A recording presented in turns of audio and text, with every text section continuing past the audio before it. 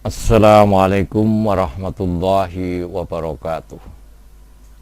Selamat datang di Kampung Ilmu, channelnya orang-orang yang tidak lelah mencari ilmu.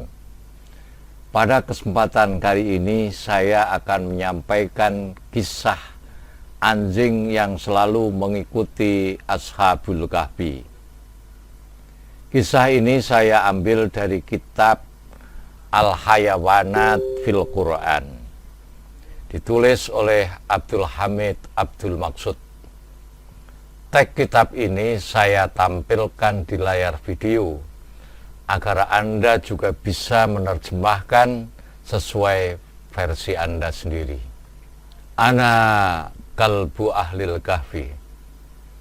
Anal kalbu alladzi kana fi syarafi musahabatil fityah alladzina amanu bi rabbihim fazadahumullahu huda.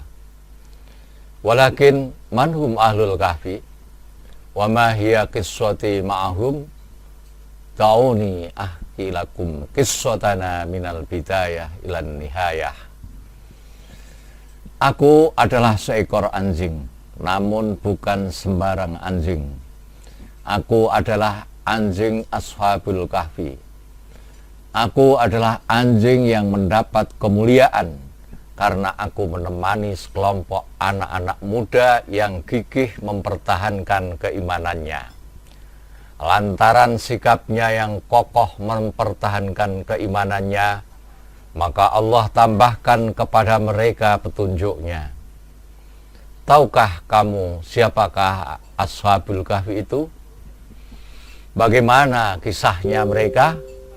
Ikutilah kisahku, akan aku ceritakan kepadamu sampai tuntas. Pada masa itu, di sebuah kota yang bernama Absus, ada seorang raja yang sangat diktator, kejam, dan kelakuannya seperti setan. Dia tidak percaya adanya Tuhan pencipta alam semesta. Dia memaksa rakyatnya untuk menyembah Tuhan selain Allah. Barang siapa yang berani menampakkan keimanannya kepada Allah, dia akan tangkap dan dia akan siksa orang tersebut dengan siksaan yang sangat pedih. Namun di kota ini ada sekelompok anak-anak muda yang iman kepada Allah. Mereka menentang kaumnya yang menyembah berhala dan tunduk kepada selain Allah. Sekelompok anak-anak muda yang hatinya penuh keimanan inilah yang selalu aku temani. Aku di sini maksudnya anjing ya. Selalu aku temani sejak aku mengenal mereka. Aku, sekali lagi maksudnya anjing, aku curahkan hidupku untuk berkhidmat kepada mereka. Aku selalu mengikuti mereka kemanapun mereka pergi. Dengan berkhidmat dan menemani mereka, maka Allah memberi kemuliaan kepadaku. Sehingga pada suatu hari aku diwafatkan bersama mereka di sebuah gua. Lalu dibangkitkan kembali setelah 309 tahun lamanya. Setelah 309 tahun kami mati. Sejak aku mengenal pemuda-pemuda beriman ini, aku sering melihat mereka mengadakan pertemuan secara rahasia di sebuah rumah milik salah satu pemuda-pemuda ini. Karena takut diketahui mata-mata raja. Sebab apabila raja mengetahui kegiatan mereka, maka raja akan menangkap mereka dan akan menyiksa mereka. Di rumah ini mereka bersama-sama menyembah Allah. Namun pada suatu hari sang raja yang banyak mata-matanya mengetahui aktivitas kelompok anak-anak muda ini. Raja pun marah besar, lalu dia suruh hulu balang dan ajudannya untuk menangkap mereka. Raja mengancam dan mengintimidasi mereka, dan raja berjanji akan menyiksa mereka, bahkan akan membunuh mereka kalau mereka tidak mau kembali ke agama yang semula. Namun sekelompok anak-anak muda yang hatinya telah tercerahkan oleh iman ini menolak untuk meninggalkan iman kepada Allah. Raja masih bisa bersabar, mau menunda, tidak segera menyiksa dan membunuh mereka. Karena kebanyakan anak muda ini adalah juga anak para menterinya, anak-anak pegawai-pegawai istana. Aku, anjing, aku lihat wajah anak-anak muda keluar dari istana raja yang diktator ini seperti sangat cemas dan khawatir akan nasib. Kemudian pada malam harinya, anak-anak muda yang hatinya telah tercerahkan oleh cahaya iman ini mengadakan pertemuan di sebuah tempat rahasia untuk mendiskusikan masalah yang mereka alami. Lalu mereka membuat keputusan untuk segera meninggalkan kota Apsus. Pada malam itu juga mereka pergi meninggalkan kota Apsus untuk menyelamatkan iman mereka. Aku, maksudnya anjing, ikut bersama mereka di belakangnya untuk menjaga mereka dari gangguan atau ancaman orang-orang yang ingin menghalanginya. Akhirnya kami berhasil keluar dari kota Apsus dan di sana kami menemukan sebuah gua yang tersembunyi di kaki gunung. Dan di sana kami menemukan sebuah gua yang tersembunyi di kaki gunung. Lalu mereka masuk gua itu, mereka sejenak beristirahat untuk menghilangkan kepenatan. Lalu mereka makan dan minum, dan aku, anjing, juga diberi makan mereka.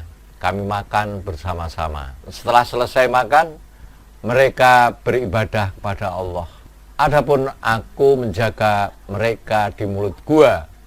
Barangkali ada orang asing yang ingin masuk gua untuk mengganggunya. Setelah mereka lama sekali menyembah Allah, lantas ada yang mengatakan, sebaiknya kita beristirahat sebentar, lalu kita bangun untuk meneruskan ibadah kita kepada Allah.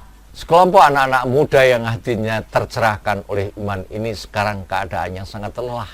Mereka lalu tidur. Aku juga sangat capek dan lelah sekali. Maka kemudian aku juga ikut tidur di mulut gua untuk menjaga mereka. Tidak butuh waktu lama. Kami tidur semua. Sangat nyenyak, bahkan sangat nyenyak sekali. Malam berlalu, kami tidur.